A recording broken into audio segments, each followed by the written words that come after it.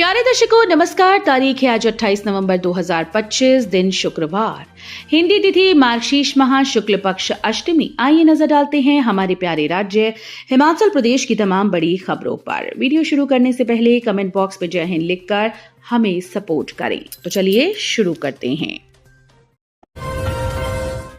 पटवारी के हस्ताक्षर के लिए अब नहीं जाना पड़ेगा कार्यालय, राजस्व विभाग ने अहम बदलाव किया, मिलेगी डिजिटल जमाबंदी।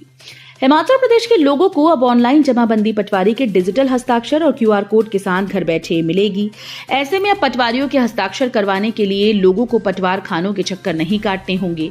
राजस्व विभाग ने जमाबंदी में बड़ा बदलाव किया। इस संबंध में वीरवार को राजस्व विभाग ने अधिसूचना जारी की।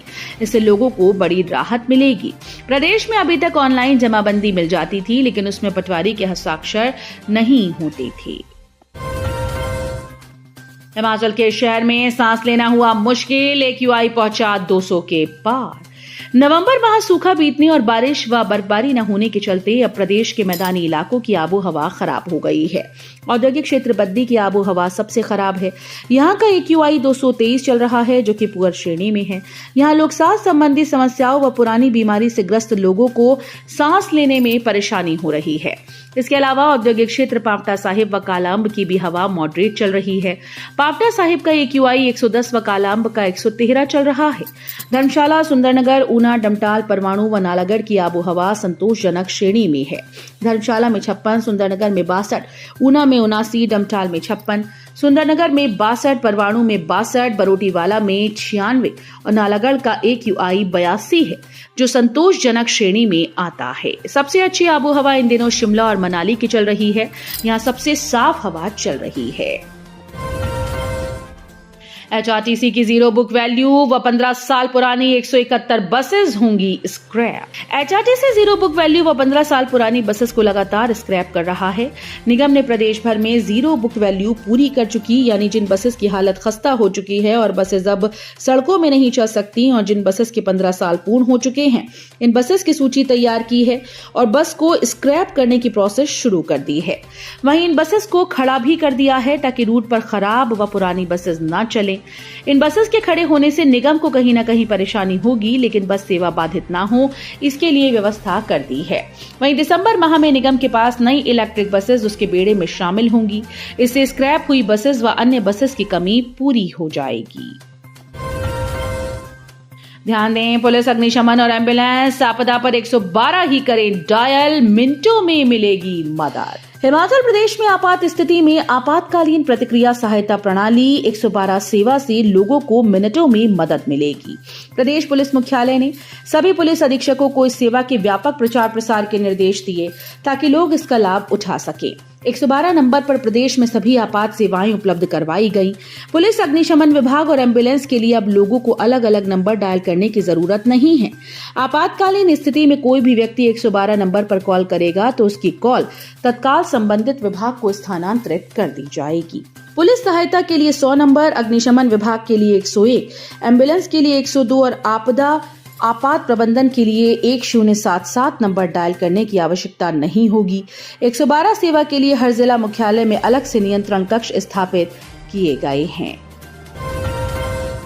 स्वास्थ्य क्षेत्र में आत्मनिर्भरता की ओर तेजी से बढ़ रहा भारत, इलाज को सुलभ और किफायती बनाना सरकार का लक्ष्य। नई दिल्ली के लोधी रोड स्थित हैबिटेट इंडिया सेंटर में सर्व कल्याणकारी ट्रस्ट और SRS फाउंडेशन के द्वारा संयुक्त रूप से राष्ट्रीय स्वास्थ्य सम्मेलन का आयोजन किया गया। इस कार्यक्रम में केंद्रीय स्वास्थ्य और परिवार कल्याण मंत्री और भाजपा के राष्ट्रीय अध्यक्ष जगत प्रकाश नड्डा मुख्य अतिथि के रूप में शामिल हुए। उन्होंने देश की स्वास्थ्य नीति और भविष्य की रूपरेखा पर प्रकाश डालते हुए कहा कि भारत अब चिकित्सा सेवाओं के क्षेत्र में आत्मनिर्भरता और आमजन के लिए सुलभ व्यवस्था की ओर तेज गति से बढ़ रहा है। अपने संबोधन में JP नड्डा ने जोर देकर कहा कि सरकार का प्रयास केवल इलाज मुहैया करवाना नहीं, बल्कि बीमारी को विकसित होने से पहले ही रोकना है।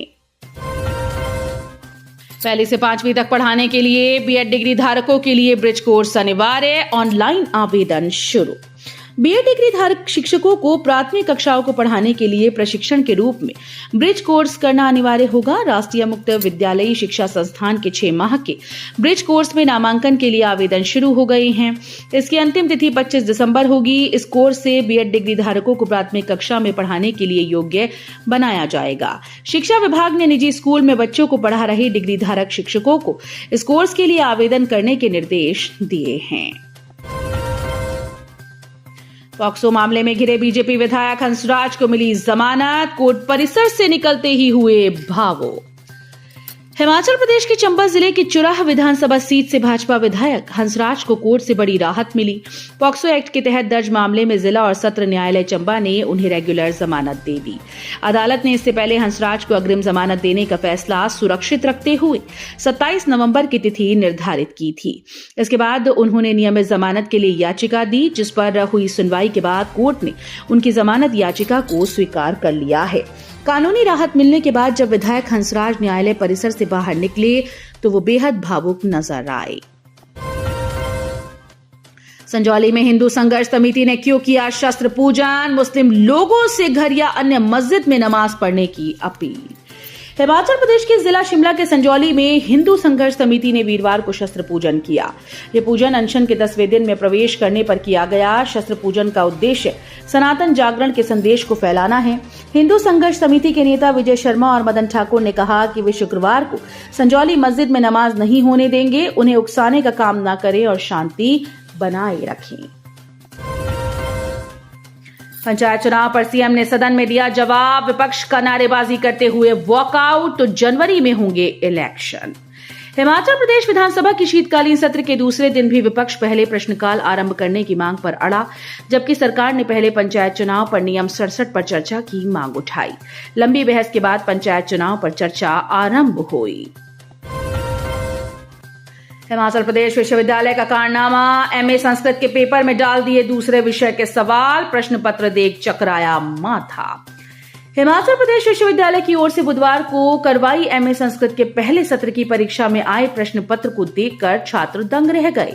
परीक्षार्थियों का दावा है कि प्रश्न पत्र में काफी प्रश्न दूसरी किताब से डाल दिए गए थे। परीक्षार्थियों ने प्रश्न पत्र पढ़ने के बाद ये मामला मौके पर तैनात शिक्षकों व अधिकारियों के समक्ष उठाया तो इसे विश्वविद्यालय प्रशासन के समक्ष लाया गया। रोजगार का सुनहरा मौका। 150 पदों के लिए इस दिन होंगे इंटरव्यू। 10वीं फेल भी कर सकते हैं अप्लाई। बेरोजगार युवाओं के लिए निजी क्षेत्र में रोजगार पाने का सुनहरा अवसर है।